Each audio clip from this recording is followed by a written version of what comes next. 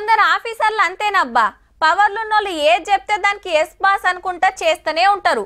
Rule ప్రకారం అది తప్ప రైటా, అట్లా చెయ్యొచ్చా చెయ్యొద్దా అనేది అస్సలు ఆలోచన చేయరు. ప్రమోషన్ల కోసమో పెద్ద సార్ దగ్గర ఇంకేదైనా ఫాయిదా అవుతుందనో ఆశపడుతుంటారు. కానీ ఎల్లకాలం వాళ్ళే పవర్లు ఉండరు కదా. సర్కారు మారినాక అప్పుడు ఉంటది అస్సలాట.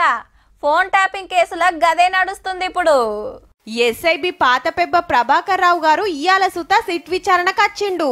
ఏం అడిగినా నాకేం తెలియదు, ఎవల ఫోన్లు ట్యాప్ అయినాయో ఎరకలే, అంత రివ్యూ కమిటీ చూసింది అనుకొచ్చిండు. మళ్ళా కూడా ఇది 4వ పారి సార్ను ఎంక్వైరీ చేసుడు. ఏది చక్కగా చెప్తలేడని సుప్రీంకోర్టుకు పోయి రిలీఫ్ రద్దు చేయాలని ఆలోచన చేస్తురట సిట్ పోలీసులు. అట్లనే అప్పటి రివ్యూ కమిటీలున్న పెద్ద పెద్ద పోలీసులను సుత అడుగుతుర్రట ఎందుకు చేసిండ్రో చెప్పాలని. ఇంకో దిక్కు సాక్షులను పిలిచి వివరాలు తీసుకుని నడుస్తుంది.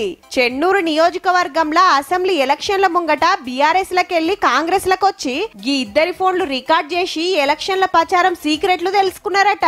గడ్డం వివేక్ వెంకట స్వామి గెలుపు కోసం నేను శాయశక్తులా పనిచేయడం జరిగింది.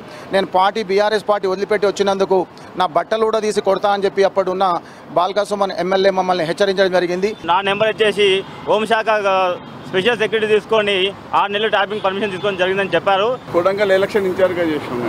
నేను పోతుంటే నా రూట్లో ఎక్కడెక్కడ పోతున్నా ఎక్కడ చెక్ చేస్తారు.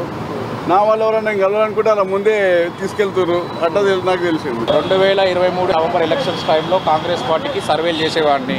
ఇట్లా 650 మంది కాంగ్రెస్ లీడర్ల ఫోన్లు విన్నారట. ఎవలతోటి ఏం మాట్లాడేది. తెలంగాణలనే కాదు ఆంధ్రలా మా అన్న సుత గిదే పని చేసిండు అనికొచ్చింది షర్మిలక్క.